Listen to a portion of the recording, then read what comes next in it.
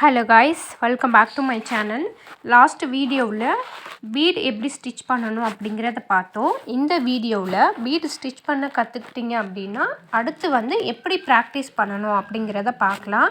ஏன்னா நமக்கு ரொம்ப மெயின் வந்து இந்த பீட் ஸ்டிச்சிங் தான். இதுதான் வந்து ப்ளவுஸில் வந்து கண்டினியூவாக நமக்கு ரிப்பீட்டடாக வரக்கூடிய ஸ்டிச்சிங் சரிங்களா. பீட்ஸ் வந்து கண்டிப்பாக எல்லா ப்ளவுஸ்லேயும் வந்து அட்லீஸ்ட் ஒரு லைனாவது நம்ம யூஸ் பண்ணாமல் இருக்க மாட்டோம். ஸோ இதை வந்து நீங்கள் நல்லா ப்ராக்டிஸ் பண்ணிக்கோங்க. இப்போ வந்து நான் இந்த மாதிரி டிஃப்ரெண்ட் ஷேப்பில் வந்து ஸ்டோன் எடுத்து ஒட்டியிருக்கேன். ஓகேங்களா. நீங்கள் இப்போ தான் பிகினர்ஸாக இருக்கீங்க அப்படின்னா இதோட ரேஞ்ச் பார்த்தீங்க அப்படின்னா மேக்ஸிமம் 10 ருபீஸ் பேக்கெட்லேயும் கிடைக்கும். இந்த மாதிரி ஷேப்ஸில் வாங்கி வச்சுக்கிட்டு அதில் வந்து ப்ராக்டிஸ் பண்ணுங்கள். ஓகேங்களா.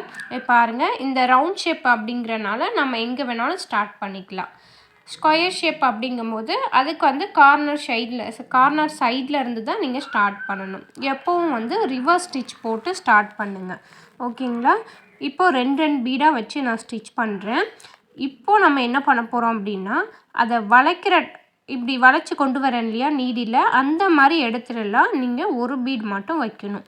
மேக்ஸிமம் இந்த மாதிரி சின்ன டேர்னிங், அதாவது சின்ன சர்க்கிள் வளைவு வந்தது அப்படின்னா ஒவ்வொரு பீடாக வைங்க. அப்போ தான் வந்து உங்களுக்கு அந்த ரவுண்ட் வந்து அழகாக கிடைக்கும்.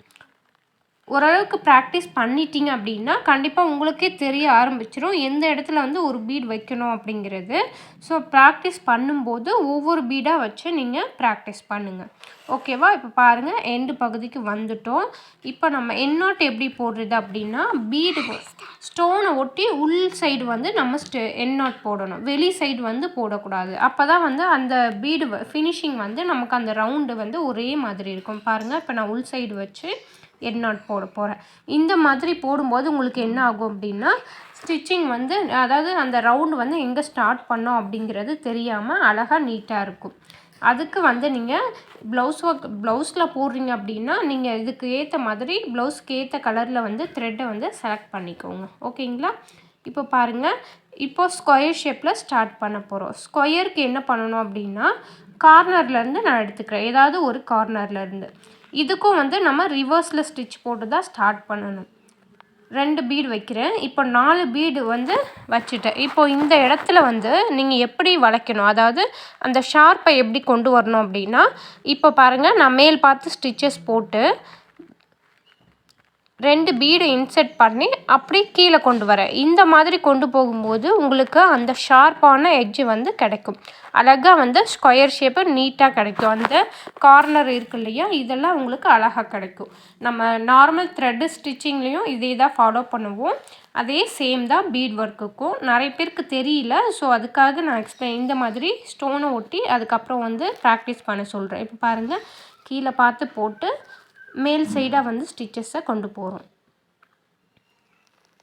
இப்படி மேல் சைடு பார்த்து ஸ்டிச் பண்ணும்போது உங்களுக்கு இப்போ தெரிஞ்சிருக்கும்னு நினைக்கிறேன். அந்த ஸ்கொயர் ஷேப், அதாவது அந்த பாக்ஸ் ஷேப் வந்து நமக்கு அழகாக கிடைக்கும். ஸோ இந்த மாதிரி நீங்கள் வந்து ப்ராக்டிஸ் பண்ணுங்கள். இப்போ நீங்கள் ஒரு பாக்ஸாக போட்டோ அப்படி இல்லை ஒரு திலகம் ஷேப் வரைஞ்சோ ப்ராக்டிஸ் பண்ணிங்க அப்படின்னாலும் உங்களுக்கு அந்த பர்ஃபெக்ட் வரும். இருந்தாலும் நம்ம ப்ளவுஸில் வந்து இந்த மாதிரி ஸ்டோன்ஸஸ் ஒட்டி தான் நம்ம அதுக்கு மேலே தான் ஒர்க் பண்ண போகிறோம். ஸோ ப்ராக்டிஸ் பண்ணும்போதே இந்த மாதிரி ஸ்டோன் வாங்கி ஒட்டிட்டு ப்ராக்டிஸ் பண்ணிங்க அப்படின்னா உங்களுக்கு ப்ளவுஸில் போடும்போது ரொம்ப ஈஸியாக இருக்கும். ஓகேவா. பாருங்கள், இப்போ இந்த கார்னர் வந்ததுக்கப்புறம் எண்ணாட் போட்டு நம்ம ஃபினிஷ் பண்ணிக்கலாம்.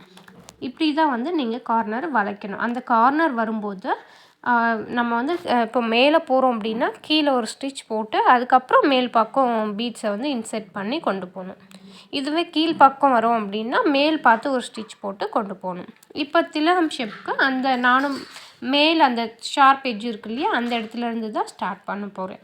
அப்போது நமக்கு ஃபினிஷிங் நீட்டாக கிடைக்கும்.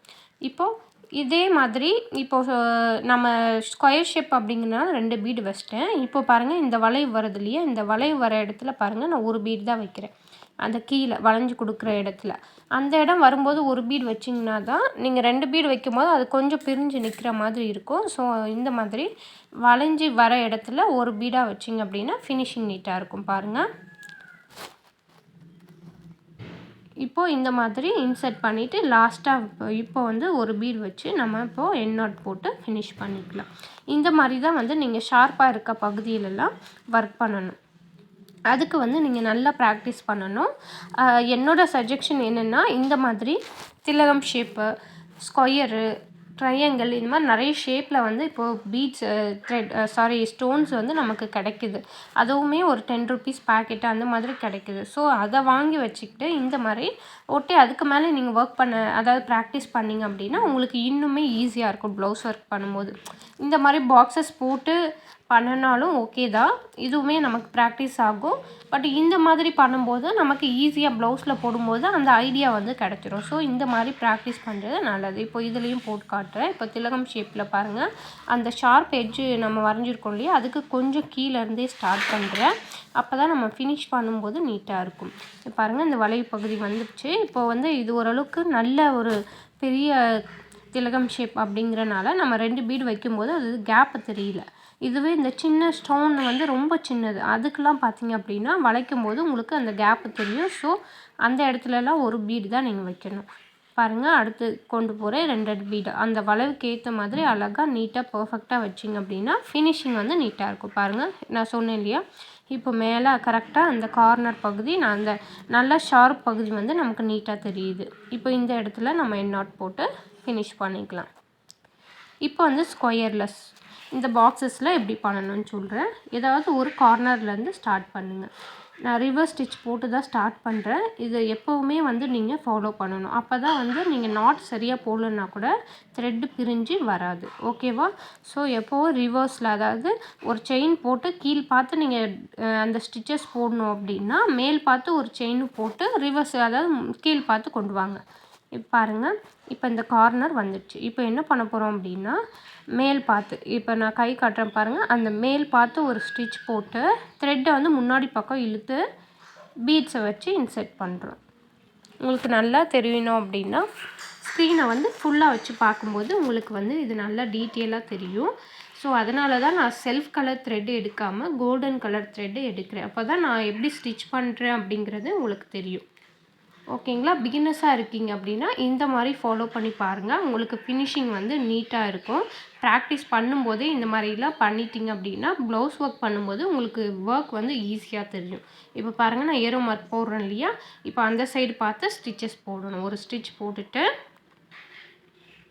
இப்போ இந்த சைடு பார்த்து ஒரு ஸ்டிச் போட்டு இப்போ பீட்ஸை இன்செர்ட் பண்ணி மேலே கொண்டு போகிறேன். இப்போ தெரியுதா உங்களுக்கு இந்த கார்னர் எவ்வளோ நீட்டாக இருக்குது அப்படிங்கிறது? நிறைய சேனல்ஸில் டிஃப்ரெண்ட்டாக அப்லோட் பண்ணியிருப்பாங்க. அதையும் செக் பண்ணி பாருங்கள். உங்களுக்கு எது கம்ஃபர்டபுளாக இருக்கோ அதை வந்து நீங்கள் ஃபாலோ பண்ணிக்கலாம். இந்த வீடியோ உங்களுக்கு கண்டிப்பாக யூஸ்ஃபுல்லாக இருக்கும்னு நினைக்கிறேன். இதே மாதிரி நிறைய வீடியோஸ் வந்து நம்ம சேனலில் அப்லோட் பண்ணியிருக்கோம். தனித்தனியாக ப்ளேலிஸ்ட் பிரித்து நான் அப்லோட் பண்ணியிருக்கேன். ஆரி ஃப்ரீ கிளாஸ், ஆரி ஒர்க் புட்டாஸ், ப்ளவுஸ் டிசைன், இந்த மாதிரி நம்ம சேனலில் ப்ளேலிஸ்ட் இருக்கும். அதை பார்த்து செக் பண்ணிவிட்டு உங்களுக்கு எந்த வீடியோ தேவையோ அந்த வீடியோவை நீங்கள் வாட்ச் பண்ணலாம். இந்த வீடியோ பிடிச்சிருக்கு அப்படின்னா ஒரு லைக் பண்ணிவிடுங்க. சேனலை சப்ஸ்கிரைப் பண்ணுங்கள். மறக்காமல் உங்கள் ஃப்ரெண்ட்ஸுக்கும் ஷேர் பண்ணுங்கள். ஏதாவது டவுட் இருந்தால் கமெண்டில் கேளுங்க. நம்ம ஆரி ஒர்க் ப்ளஸ் சாரீ ப்ரீப்ளீட் எடுத்து அயர்ன் பண்ணியும் கொடுக்குறோம். இந்த சர்வீஸ் தேவைப்பட்டது அப்படின்னா வாட்ஸ்அப் நம்பருக்கு காண்டாக்ட் பண்ணுங்கள். ஸ்க்ரீனில் தெரிகிற நம்பருக்கு காண்டாக்ட் பண்ணிங்கன்னா நாங்கள் உங்களுக்கு ரிப்ளை பண்ணுவோம்.